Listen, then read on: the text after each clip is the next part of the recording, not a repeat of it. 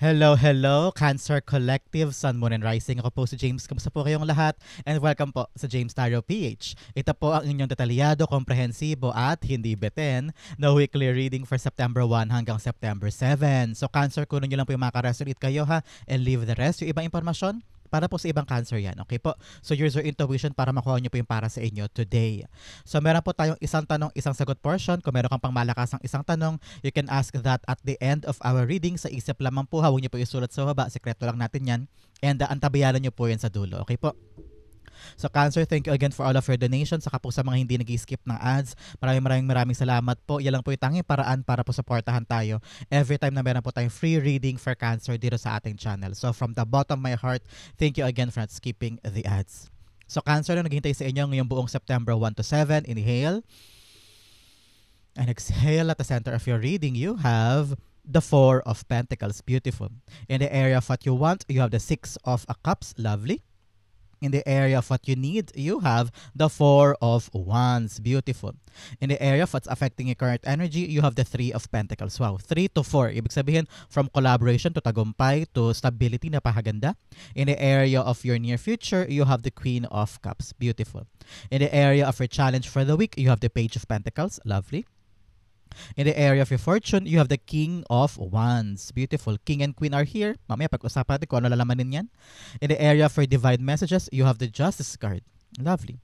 At ang outcome mo for the week, eto yun. Mamaya sabay-sabay natin siyang bubuksan at the end. So, kung ano man yan, sabay-sabay tayo mahugulantang at mahugulat. But first, ano muna lingering energy in your background? You have the Ten of Swords. Okay, eto yung panahon ng pagbangon. Cancer, okay? Nanggaling ka sa pain, nanggaling ka sa sorrow, nanggaling ka sa pagabagsak, o nanggaling ka sa medyo hindi kagandahang parte ng buhay mo. Ito mga nakaraang linggo, nakaraang buwan, and you seem like, paano ko ba to maibabangon? Okay, ayon sa yung astrology and planetary alignment, on September 1 po, Cancer, Saturn retrogrades po in Pisces. So nag-retrograde si planetary Saturn, at ito yung nagbibigay sa iyo ng panahon para mag-move away sa mga pressure o bigat o mga bagay na parang nagpapabigat sa iyo itong mga nakaraang buwan, nakaraang linggo. And ito yung magbibigay sa iyo ng reflection, opportunity to reflect on what you really want at ano yung mga bagay na natutunan mo sa mga bagay na ito. Okay? Kung halimbawa natalo ka sa negosyo, nalugi ka, o kaya natanggal ka sa trabaho, o kaya meron kang ginawa na sobrang bigat, sobrang hirap, and you end up losing. O na parang nauwi sa wala, ganyan. And sabi ng spirit guides mo, ito yung panahon, ngayong September, pagpasok ng buwan na ito, na i-relearn mo, no, magkaroon ka ng parang reflection. Parang ano ba nangyari doon? Saan ako nagkamali? Saan ako nagkulang? Ano? This is a moment for you to pause and consider yung mga past experiences mo to really tell what worked out, ano yung mga hindi nag-work, and para ma-clarify mo kung ano yung totoo mong responsibilidad doon sa iba.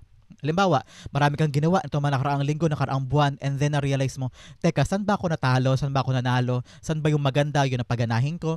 Saan ba ako nagkamali? Ano yung hindi gumana? Bitawan ko na yun, no? Time talaga to para i-re-evaluate mo yung buhay mo base sa nakaraan mo para alam mo yung gagawin mo sa pagbangon mo ulit. Especially po ngayong buwan na ito, September, we have 2 eclipses, no? Lunar eclipse on September 7 and solar eclipse naman on September 21. So dalawang eclipse. Yung parehong eclipse na yan marks a change in your life. So maganda nang mag-reflect ka na ngayon para alam mo yung pupuntahan mo at alam mo yung dapat mong iwasan na nagkamali ka na dati. Ngayon parang alam mo na kung paano yan i-let go and liliko ka na pag nakita mo ulit yung mga ganyang scenarios. Okay? So napakagandang lingering energy in your background, pabangon ka na, pataas ka na, at nare-realize mo na kung ano yung mga dapat mong gawin. At the center, you have the Four of Pentacles. Baka po special number po ang number 4, baka birthday, anniversary, o baka address mo may number 4. There is a confirmation that this message is for you. Okay? The Four of Pentacles here is telling you, gawin mo lang yung mga bagay na magpapahalaga sa'yo. Kasi tinan mo, niyayakap niya yung mga importante. Tapos yung ibang bagay, tinatapon na niya. Ganon, parang kinikleanse mo ang life mo this time. Na parang halimbawa, merong kang mga inaalagaan na halimbawa halaman. Tapos yung isa, ayaw na ayaw tumubo doon sa lupa mo. So parang kailangan mo na i-let go yan. Huwag mo nang buhayin, huwag mo nang patuloy pa na itanim kasi talagang hindi siya para sa lupa na yan. Parang ganyan. So make sure na kung ano yung tumutubo, ano yung umaandar, yun ang yakapin mo, yun ang alagaan mo, yun ang payabungin mo. Ngayon, choose to be practical, no? Choose practical actions base po sa inyong planetary alignment na kung ano yung gumagana, kung ano yung doable, kung ano yung reachable, yun na kailangan mo i-implement sa life mo. Nakita ko rin dito na maging matalino ka daw when it comes to your money, when it comes to your home setting. Halimbawa, meron ka mga binibili, meron ka mga pinagagastosan. Ito talaga yung time for you to reflect. Sabi mo, dapat ko ba bang paggastosan to? Sulit ba to sa life namin? Teka, yung kuryente ba? Anong oras, anong buwan ba laging malaki? Yung tubig ba namin? Baka kailangan bawasan na? Kailangan maging matalino sa pag-handle ng water, baka lumalaki na yung water bills mo, no? Kailangan mo talagang tignan kung saan ka gumagastos ng excessive para alam mo yung dapat mong i-keep at kung ano yung mga bagay na dapat mong pamayanihin, kumbaga, okay? The Four of Pentacles is being clarified by you have the Ace of Swords. Yes, clarity of the mind. Pero talagang kailangan mo ngayong linggong ito. Maging matalino sa kung ano ang mahalaga at ano ang hindi. Kung ano yung hindi gumagana at ano yung gumagana. Yun ang kailangan mong isipin ngayon. Mahirap minsan mag-self-reflection. Sa totoo lang, kahit ako minsan sabi ko, ano bang dapat kong baguhin sa sarili ko? Ano bang dapat kong i-implement? Ano yung mga dapat kong bitawan? Kasi minsan may nag-work, tapos yung hindi nag-work, minsan hindi mo nakikita, hindi mo napapansin. At ito yung linggo na yun, na balansehin mo. Parang, ay, teka, naalis ako ng bahay ganito kaaga, pagpasok ko sa opisina, kumahog na ako. Baka kailangan ko paagahan. Para mga ganyan. So, nag-evaluate ka kung ano yung mag-work at kung ano yung hindi. So, sa inyo, iba-iba ang mag-work sa inyo, iba-iba rin ang hindi. So, kailangan mo i-evaluate yan. Every person, iba-iba ang nag-work sa inyo at iba ang gumagana at hindi gumagana. So, ngayon, kailangan talaga isipin mo mabuti yan. Okay? In the area of what you want, you have the Six of Cups. Six of Cups, parang napapa-reminisce ka sa past, Cancer. Napapatingin ka sa past, sa'yo mo, ay, puti pa yung buhay namin dati, ganito. Ay, naalala ko si friend, ganito sa dati naming trabaho. Halimbawa ngayon, nahihirapan ka sa ginagawa mo, napapaisip ka dun sa, ay, alam mo, sa dati naming work, ganito kami, masaya kami, tutulungan kami, ulang-ulam siya ng issue. Napapatingin ka, napapalingon ka, nare-reminisce mo. Medyo may part of nostalgia and longingness, pangungulila doon sa mga bagay in the past, whether past lover o past life, baka nung childhood dream mo o kaya childhood house mo, no?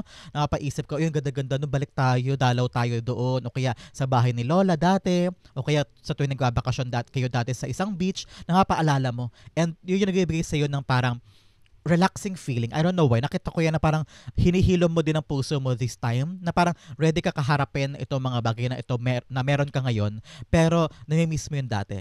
And dapat mo dong maisip na, uy, past na yan, ang kaya mo lang baguhin ay ngayon. Kaya importante na kung ano man yung meron sa past dati, make sure na you'll be able to separate kung ano yung dati at ngayon. Hindi lagi mong binabalik-balikan to the point na baka makaapekto siya sa mga standards mo sa ngayon. Halimbawa, meron kang partner ngayon, pero lagi mo iniisip yung standard na sinet nung dati mong partner. Kawawa naman yung partner mo ngayon, di ba? Hindi naman niya deserve na ma-compare mo siya dun sa ginagawa ng dati mong partner, no? So make sure na i-separate mo yun at wag mo paghaluin para hindi naman unfair sa mga bagay na meron ka ngayon. Okay? Especially in the home setting, ngayong September 7 po on lunar eclipse, mag-focus ka po sa home issues. Sakit ako merong pagbabate o may conflict, kaya kailangan aksyonan daw agad, okay? Kung meron kayong di pagkakaunawaan, meron kayong misunderstanding o parang minasabi na mali pero hindi naman minimin, ipaliwanag na daw at nagkaroon na kayo ng reconciliation, okay? The Six of Cups being clarified by you have the Seven of Pentacles. Yes, nakita ko dito that you want to grow more, katulad na nangyari before, or meron kang ginawa dati na parang sabi mo, sana magbunga pa, sana may makuha pa ako o may mahita pa ako, or you've been working so hard from the past at ngayon parang sabi mo, teka, may growth pa ba? No? Kaya sabi ko sa inyo, time talaga to reflect, mag-isip. Halimbawa, meron kang tinayong tindahan. Halimbawa lang to, example ko lang. Tapos for the past 2 years, parang sabi mo, teka, last 2 years kumikita pa ako na malaki bakit parang ngayon iba na? So parang iniisip mo, anong mali, anong kulang, anong nagkakamali, bakit parang inaasahan kong outcome, bakit parang hindi siya lumalabas, samantalang dati okay naman. So ngayon, tignan mo yung mga tinatanim mo, tignan mo yung mga nilalaan mo, halimbawa sa tindahan, dati napakalakas yung kita ng mga frozen goods. Pero sabi mo, bakit parang ngayon hindi pa nauubos sila man ng fridge ko, parang puro frozen goods pa din. Ano yung kulang, ano yung mali sa mga tinatanim ko, bakit di siya tumutubo? So ngayon, pag-aralan mo mabuti para alam mo yung next step mo, siguro bawasan ko na yung frozen goods, maglagay na ako ng iba, baka iba na yung gusto ng mga tao sa area namin ngayon, hindi na sila sa akin kumukuha ng frozen goods. So kailangan mo isipin yung mga changes, magre-reflect ka talaga ngayong linggong ito para alam mo yung puputulin at alam mo yung gagawin pa, okay? In the area of what you need, you have the four of wands here. Sinasabi it's all about the happy life, happy wisdom this time, okay? Kailangan isipin mo yung mga bagay patungo sa pupuntahan mo, no? Kaya importante talaga na naglilinis ka ngayon. Naglilinis ka in a sense na tinatanggal mo yung nagiging harang patungo sa goal. Halimbawa, balak mong makapag-abroad pero ngayon kulang sa documents, kulang sa mga papers. So ano kailangan mong gawin? Kailangan mo mag-reflect. Okay, ano ba kailangan kong gawin this week? I-schedule mo na yan para matumbok mo yung goal. Kailangan meron kang definitive and practical ways and action para makapunta ka dito. Nakita ko na hinihintay ka na ng blessing mo. Kailangan na talaga ng action in your part, Cancer. Okay? Ito yung moment na you need to really have a truthful and meaningful na pagtingin sa buhay mo para alam mo yung tinutumbok mo. Some of you kasi naramdaman ko yung parang confusion, para hindi alam kung pupunta pa ba, babalik na ba, o aatras na ba, o meron pa bang naghihintay for you, no? Kailangan talaga ikaw this time, prepared ka at nakikita mo yung buong katotohanan sa gusto mong puntahan. Halimbawa, gusto mong pumunta sa Maynila, baka may ganun trabaho doon, and then you really need to ask yourself, ito ba talaga yung gusto ko? O may mga ginagawa ako na humaharang para maabot ito. No? I'm also seeing here about happy life with the family. Baka meron kang mga concerns sa family na hindi masyado nakikita, natitignan. Baka kailangan daw buhisiin yan. O wag daw patagalin yung problema, lalo na kung tungkol sa ugnayan mo with a family member. Okay?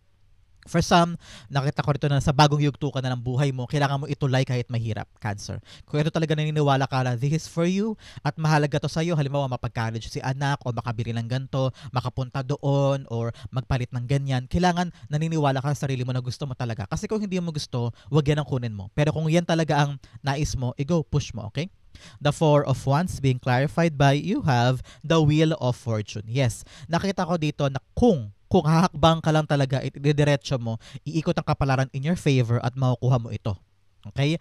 Ngayon ang pagkakataon to really evaluate your work. Talagang tignan mo kung saan ako nagkukulang at saan ako gumaganda. Especially po on September 2, yung araw mag-shine siya sa iyong career, no? Iilawan ng araw ngayon ang career mo on September 2. Ito yung pagkakataon mo na mag-elevate ang role mo or impressing others on chosen career field. Halimbawa, para meron kang leadership role, meron kang bagong posisyon, o kaya ikaw yung punong abala, o kaya meron kang gagawin na ikaw, nasa kamay mo yung kapalaran mo today, meron kang move or meron kang chance na pagandahin yung buhay mo, go push, no? Ang kailangan mo na taga-action because the Wheel of Fortune is all about action para umikot ang kapalaran in your favor. So make sure na may ginagawa kang hakbang para makuha to, ha? Hindi pwedeng umaasa ka lang kung kani-kanino, kailangan ikaw mismo active ka, okay? Cancer, follow mo ko sa Facebook at James Tario PH. Palakihin natin ang community natin doon. Meron ako doon mga daily readings or card of the day o kaya mga manifestation rituals. So go there and visit mo ako doon and kita-kits doon, okay? In the area of what's affecting your current energy, you have the Three of Pentacles. So yung Three of Pentacles ang naka-apekto kay Four of Pentacles. Ibig sabihin, ngayon tumatapang ka na, nagiging active ka na, nagiging team player o collaborative ka na with other people. Dati kasi parang nahihiya ka makipag-usap, nahihiya ka magsabi ng plano mo, ng opinion mo. Kung sa pamilya man to o trabaho, iniisip mo, ay baka mali yung idea ko, ay wag na lang, baka mapahiya ako, baka mamaya hindi pala ganun kagandahan yung gusto kong gawin. So, dati yun ang laging nangyayari sa'yo. Pero ngayon, malakas sa'yo ang idea at plano na sabi mo, sige sabihin ko kaya baka gumana, baka may patunguhan, i-suggest ko na parang ganyan. So ngayon, reach out. Makipag-reach out ka lang, hindi naman masama yan. Sabihin mo, huy, may idea ako, may plano ako. Ano kaya sa tingin ninyo? So make sure na bukas din ang isip mo, especially here, bukas ang isip mo na makinig sa mga payo, opinion nila para, Cancer, ganito gawin mo. Cancer, tama yung plano mo, ganito ang simulan natin. So, lahi kang makinig sa payo ng ibang tao at timbangin mo kung ano yung next big step mo. Sa iba sa inyo, nakita ko parang meron kang reward sa trabaho o sa ginagawa mo. Either na-reach mo na yung quota o meron kang incentive o parang successful yung presentation o kaya parang meron kang task na natapos at kinikilala ka ngayon. Everybody is looking up at you at talaga sabi, uy, ang galing ni Cancer, nakuha niya yun. Kaya parang yung successful mo dito, nagkaroon ka ng stability, whether solid na solid yung trabaho mo, parang umangat ka, nagkaroon ka ng promotion, or nagkaroon ka ng pagtaas ng sweldo, o kaya hindi ka na contractual, regular ka na, parang ganyan. Kaya yung pagkakakitaan mo, solid na, stable na kumbaga. So ngayon, sinasabi ng spirit guides mo, galingan mo ha sa trabaho mo, galingan mo sa career mo, sa negosyo mo. Kasi kung ginagalingan mo, nakikilala ka, umaangat ka na, at yung pag-angat na yun, magbibigay sa'yo ng malaking pera at ang stable na pagkakakitaan in order for you na maging clear moving forward and to win life. Okay, magkakaroon ka ng breakthrough this time, especially when it comes to your money. Para may breakthrough, whether nabayaran, nabili, na-approve yung ginagawa mo, na para ito na yung simula ng pagkakaroon ng stable na kita. Parang ganyan, okay? Three of Pentacles being clarified by, you have the Five of Pentacles. Five of Pentacles is you, not, hindi mo binibigang buhay yung negatibo mong katangian. Kailangan lagi positive lang. Kung walang tumutulong sa iyo, kaya mong tulungan ang sarili mo. Ito yung pagkakataon na wag mo daw i-isolate ang sarili mo. Tingnan mo, nakahiga, kaupo ka dito, pero andun lang ang pinto, kayang-kayang bumuksan. Kayang-kayang buksan, kayang-kayang pumasok sa mga industriya o lugar o career na gustuhin mo. Ang kailangan lang talaga tapang mo. At huwag ka magkaroon ng victim mentality na, ay ayoko niyan, hindi ko kaya, ay ayoko, nakakatakot. Kaya mo. Kaya mo iangat ang sarili mo. Huwag mo laging pamayanihin yung mga negative thoughts mo o negative traits mo. Lagi mo sabihin, deserve ko to, kaya ko to, kaya ko pumunta dyan, kaya ko mag-apply dyan, makatanggap ako dyan. Lakas ng loob ang kailangan mo at kailangan mo i-rewire ang isip mo sa mga sinasabi mo sa isip mo lagi. At hero, mahimit mo naman yung mga karapat na para tao na tutulong sa'yo. Kaya hindi mo laging kailangan ma-feel na mag-isa ka. The right people will be there helping you pushing forward. At hindi mo na isipin na lagi ka nakalugmok. Kaya bangon, bangon, bangon. Ikaw ang babangon sa sarili mo. Okay?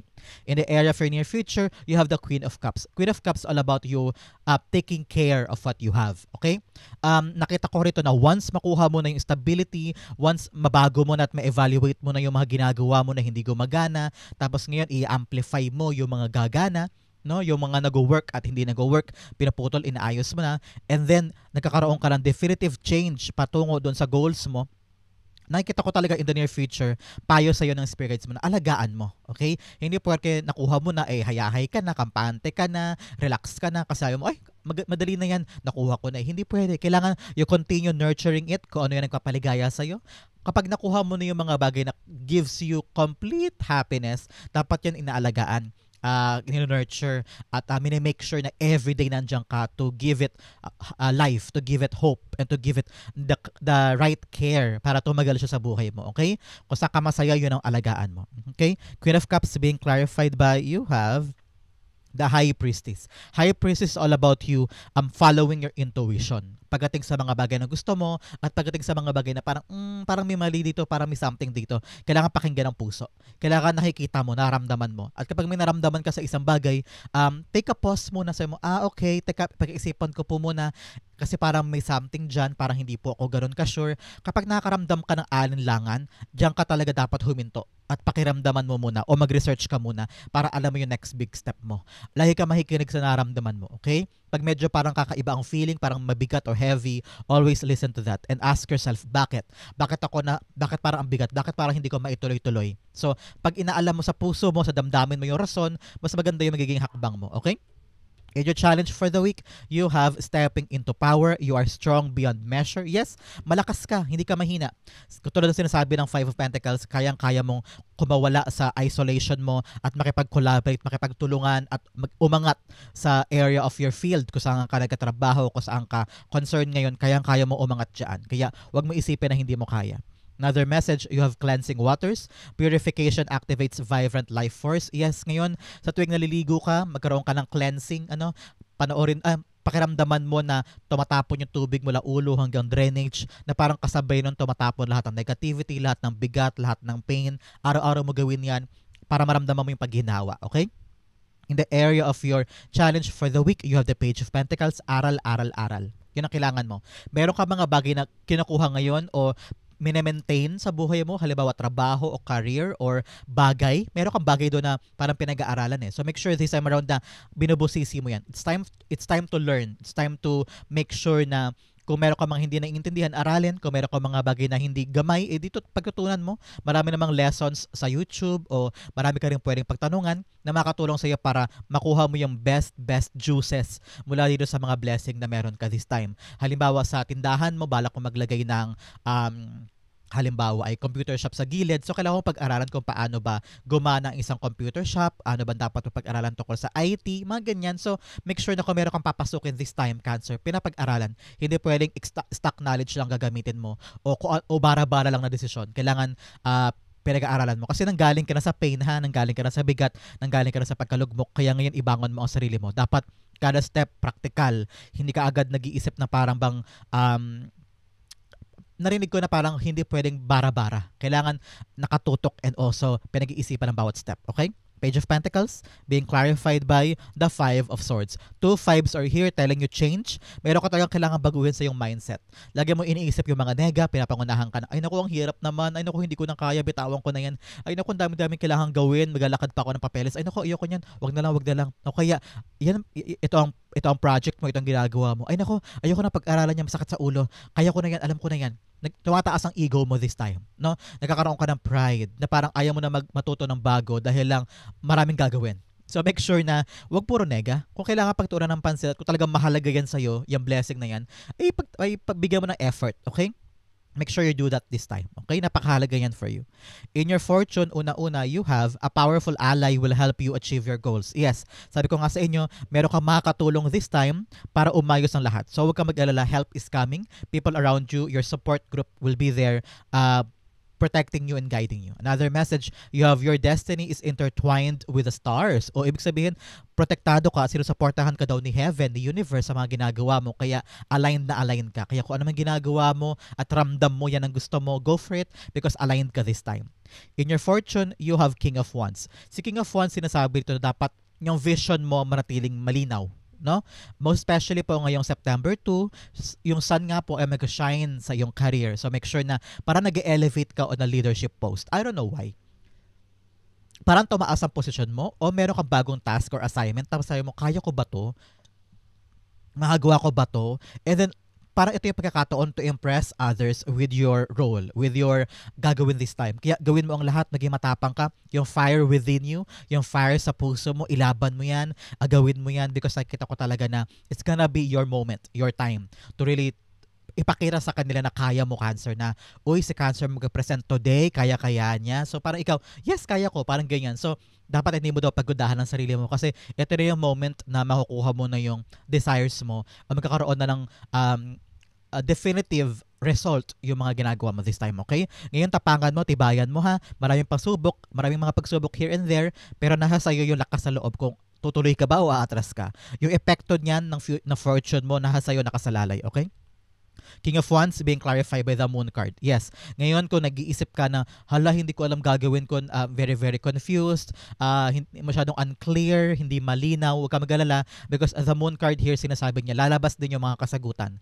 Kung marami ka mga questions, marami ka mga hindi naiintindihan, ngayong linggong ito, lalabas na yung mga truth, lalabas na yung mga mga katotohanan tungkol sa mga bagay na dati napakalabo at alam mo na yung gagawin mo. Magkakaroon ka na ng definitive action tungkol sa mga bagay na mag-arise this time. Halimbawa, sa relasyon, bakit ba niya ako ini-ignore dati? Bakit ba niya ako iniirapan? Anong problema sa akin? And then boom, ngayong linggo lalabas yung impormasyon tungkol. Halimbawa, sa isang friend nang galing, huy, Cancer, kaya ka pala iniirapan ni ganyan kasi ganto, ganyan. Sabi mo, kaya pala. So, may intindihan mo kung bakit at magkakaroon ka ng tamang aksyon para itama, no? So, huwag ka mag-alala, darating sa iyo ang time at kasagutan this time at magiging okay din ang lahat, okay? Nakita ko na kahit gano'ng kalubak ang daan, kahit gano'ng kahirap, makukuha mo yung tamang aksyon at kakaroon ka ng tapang na ilaban yan, okay? In your divine messages, you have, you have don't let your past hold you back. Yes, sabi ko nga sa inyo kanina, mag-evaluate ka ng past para alam mo yung dapat bitawan, magkaroon ka ng boundaries at alam mo yung humahalo sa present time mo para hindi ka ma-confuse at hindi ka maharangan. Make sure na natuto ka. Time talaga to reflect, okay?